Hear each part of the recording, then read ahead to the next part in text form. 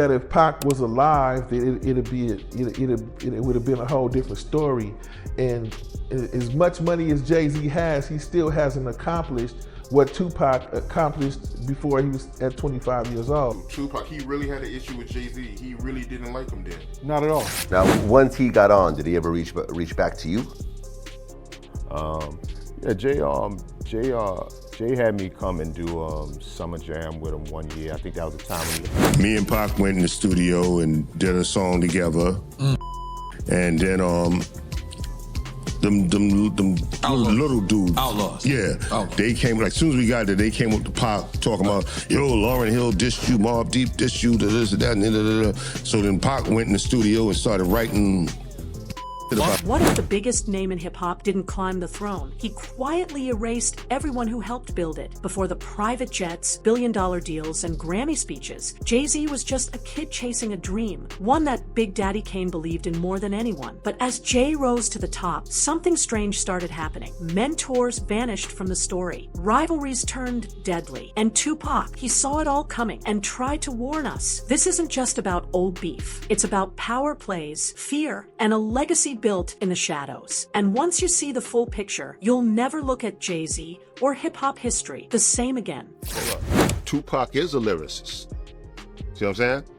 It's just that he's not one of those lyrical MCs that spit stuff, but his stuff is, he spit deep lyrics that touch your soul. Long before the world called him H.O.V., Jay-Z was just a hungry kid from Brooklyn with something to prove. And nobody believed in him more than Big Daddy Kane. Kane wasn't just a cosign. He gave Jay real chances. When Kane was at the peak of his fame, headlining tours and dominating the East Coast, he invited an unknown Jay-Z to hit the stage with him. Not once, but repeatedly. Jay would freestyle during set changes, earning raw experience in front of real crowds. But it didn't stop there. Kane even helped him record demos, walking those tapes into label offices himself. One after another, those same labels shut Jay down. They didn't like his flow, said he didn't have it. But Kane, he saw something else. He stuck around. He invested time. He gave Jay the kind of access most rappers would kill for. But here's where things get strange. As Jay-Z's star started to rise, Kane's name slowly disappeared from the narrative. No more shout-outs, no interviews reminiscing about those early days, no deep gratitude in documentaries.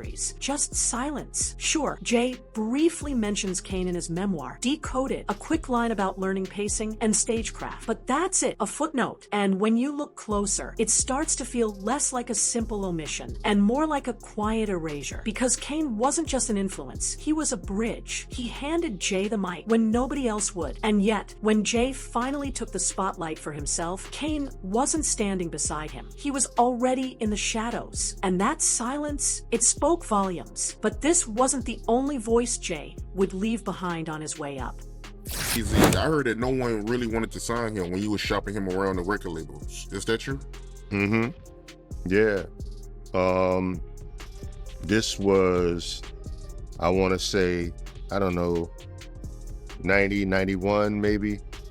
We was, Jay, we recorded some songs, probably about 4 or 5 songs on Jay-Z, and shopped them to several different record labels, and they all passed. You don't just forget someone who gave you your first real shot, unless you want people to forget. As Jay-Z's fame skyrocketed, something slipped into one of his verses that caught the attention of hip-hop heads everywhere. On the track Do It Again, he dropped a line that didn't feel random at all. Seen the same SHD happen to Kane. 3 cuts in your eyebrows trying to wild out. Now, if you know your history, you already felt the sting. Big Daddy Kane was known for those 3 slits in his eyebrows. It was his signature look, part of his whole persona. So when Jay dropped that bar, it didn't sound like a coincidence. It sounded personal, like a warning shot hidden in plain sight. Some fans brushed it off, others didn't. Even Angie Martinez, one of the most respected voices in hip-hop radio, pointed out that the line felt like a diss. And suddenly, whispers started turning into full-blown rumors. why would Jay throw shade at the same man who built his foundation? Was it competition, insecurity, or something deeper? A quiet attempt to distance himself from a legacy he no longer wanted to share? Kane, for his part, played it cool. He shrugged it off publicly, said he wasn't reading too much into it. But you could tell something was off. The warmth between them had cooled. The brotherhood had turned into silence. And Jay, he never explained the line, never addressed it, never cleared the air, because sometimes silence is the message. But Kane wasn't the only one picking up on Jay's moves. Someone else had already seen this pattern forming, someone who wasn't afraid to call it out. And his name was Tupac. Actually having a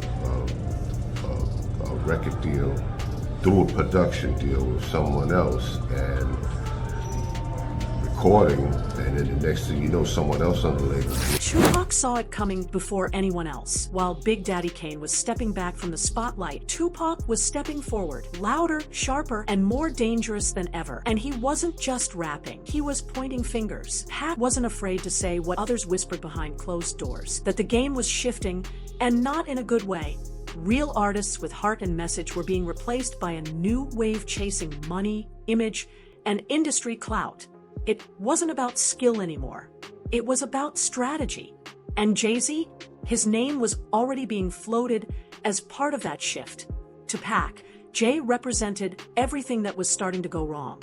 He saw the industry polishing up hustlers, dressing them in suits, and selling them as the new kings, all while silencing voices that actually had something to say. And Pac didn't stay quiet. He started throwing jabs at the fake, the greedy, the calculated. And if you listened closely, Jay-Z was clearly in his crosshairs. It started with subliminals, but soon Pac was naming names. Because to him, this wasn't just rap beef. It was about truth, authenticity, and a war for the soul of hip-hop. If there was one moment that turned quiet tension into open warfare, it was Brooklyn's finest. The track was supposed to be a celebration. Jay-Z and Biggie, two Brooklyn titans trading bars on Reasonable Doubt. But instead of unity, it sparked chaos. Because one verse didn't just go hard, it crossed the line. Biggie spit a bar that still sends shockwaves. If Faye had twins, she'd probably have two Pacs. It wasn't just a clever punchline. It was a direct hit, taunting Pac about the rumors with Faith Evans, dragging personal wounds into public view. And Jay, he was right there on the record with him. No pushback. What Big did, which I was like, that's why Pac was on Jay, because of Brooklyn's finest. If Faye have twins, she probably have two Pacs. Get it? Two Pacs. And Jay's on the record with him. So now he's like, you, ain't no like me, Jay-Z. Then he start bombing on. Behind the scenes, Irv Gotti, who was managing Jay at the time, begged him not to do the track with Big. He knew what was coming. The East Coast, West Coast beef was already spiraling out of control, and this would only pour gasoline on it. Irv told Jay straight, if you stand next to Big now, Pac's coming for you too. You gotta go back to Brooklyn's finest. I was dead set against it. I was telling Jay, don't do it, don't do it, don't do it. And he was like, why? And I was just like, Big he's too strong. I said, but before we take over the world, we got to take over the West Coast. Before we take over the West Coast, we got to take over the East Coast. Before we take over the East Coast, we got to take over New York. Before we take over New York, you got to take over Brooklyn. And he owns all that. And I was like, this is not a whack. So I was just like, I was in fear that I was like, yo, you may come off like this little man. You understand? Jay didn't listen. And just like Irv predicted, Pac exploded. Tracks like Bomb First and F-Friend Asterisk didn't hold back. He called Jay out by name, putting him in the same crosshairs as Biggie and Bad Boy. This wasn't just competitive anymore. This was war. And yet, Jay never dropped a diss back. At least, not publicly. Because what most people don't know is Jay did write one. A vicious, ruthless response track aimed straight at Pac. A song called Scathing. But he didn't release it while Pac was alive. The story is that Jay was going to try to perform in Vegas. But Pac was in Vegas, and him and his dudes now. and they wasn't gonna let Jay-Z come out the hotel. They found out where Jay was at. And Jay wasn't gonna come out the hotel. He was gonna miss that performance or whatever like that. Do that concert, and Jay was scared of the motherfucker. Jay wasn't coming out that hotel until he got clear. For years, people wondered why Jay-Z never clapped back at Tupac. While Pac dropped brutal diss after diss, Jay stayed quiet. Too quiet. Some called it strategy. Others called it fear. But the truth, Jay did respond. He just kept it in his pocket. Funny because before he performed the record, he was like, yo, no disrespect to the dead, but you just can't say whatever to me. Oh, so he actually performed it after Pac passed? Yeah. Yeah, we was at the Apollo.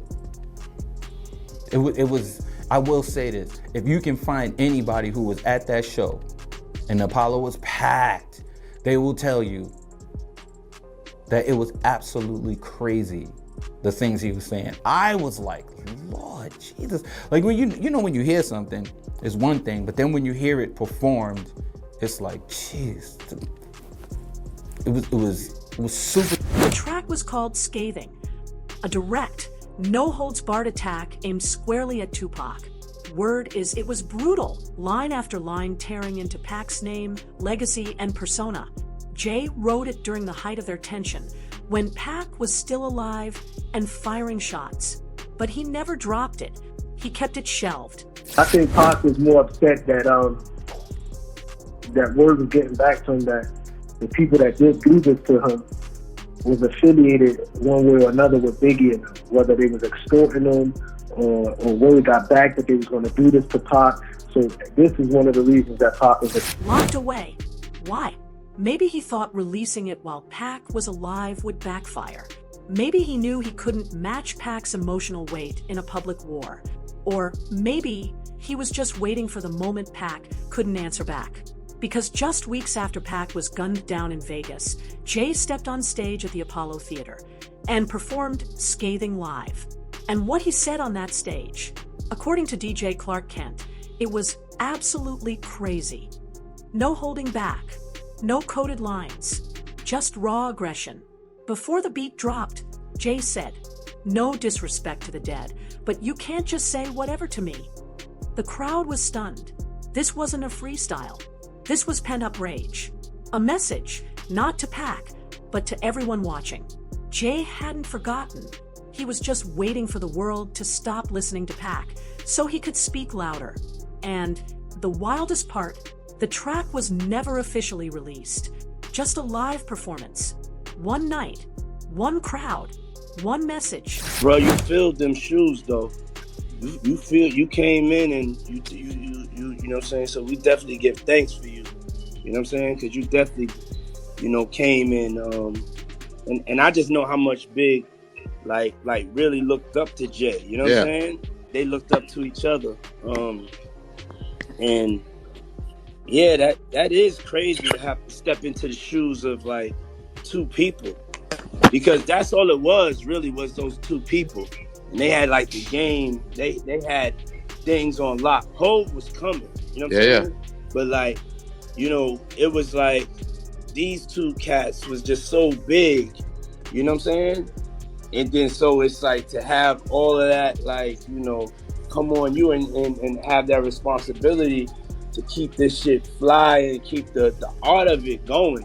Yeah. You know what I'm saying? Because I think Hov really kept the, Hov kept the art of it going and was able to take where they was at and take it, take it even higher. Behind the scenes, the tension wasn't just lyrical, it was real. And according to those who were there, Jay-Z wasn't just cautious around Tupac. He was scared. Diddy's former bodyguard, Gene Deal, once dropped a story that shook fans. Jay was in Las Vegas, set to perform. But Pac and his crew were in town too. And when word got out where Jay was staying, things shifted fast. Jay didn't leave the hotel. Not for hours. Not for the show. Not until he got clearance, confirmation that Pac and his people wouldn't show up. That wasn't just beef. That was fear. Because deep down, Jay knew something most rappers didn't want to admit. Tupac wasn't just a rapper. He was a force. A storm. He didn't just win over fans, he made people believe him. That kind of presence doesn't come from punchlines. It comes from pain, charisma, conviction, things Jay couldn't replicate. And that insecurity started showing. Jay studied Pac, watched from the wings, tried to absorb the energy without stepping directly into the spotlight Pac had once owned. But Pac, he saw it all. He saw Jay as a shadow, someone learning the moves, but not living the message. And Jay knew he could never really compete with that. When Pac and Biggie were gone, a vacuum formed, and Jay-Z stepped in. But he didn't do it alone. He aligned himself with one of the most powerful and most controversial figures in the game. Diddy, the same man who had been circling rumors and speculation since the day Pac was murdered. And Jay stayed close, kept it business, shared stages, deals, even praise. Diddy once said, "You filled those shoes. You kept it going." As if Jay was the rightful heir, as if the throne had simply passed down. But then came 2023. The Cassie lawsuit against Diddy erupted. Decades of whispers exploded into headlines. And suddenly, Jay did something strange. He distanced himself, claimed they were never really friends, just industry acquaintances. That silence, it showed up again, just like with Kane, just like with Pac. When the storm hits, Jay disappears from the frame, only to re-emerge when the dust has settled and the crown's still up for grabs. Big Daddy Kane was there in the beginning, opening doors, giving Jay the mic, believing in him when no one else did. But he was left behind. Tupac saw the game changing. He called it out, felt the shift, and warned the world, only to be silenced before the world was ready to listen. And Jay, he kept moving. He studied. He waited. He stepped over the fallen and built something massive. But now, after all these years, the cracks are starting to show. The silence is too loud. The pattern's too clear. Was Jay-Z just playing chess while everyone else played checkers? Or did he rewrite the history of hip-hop by burying the people who made him? That's the question fans are finally asking. Because a throne built on strategy might be smart, but a legacy built on silence, that's something entirely different. So what do you think? Was Jay-Z just moving smart in a cutthroat industry? Or did he betray the very people who helped him rise?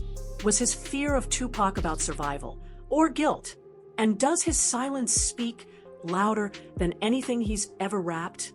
Drop your thoughts in the comments.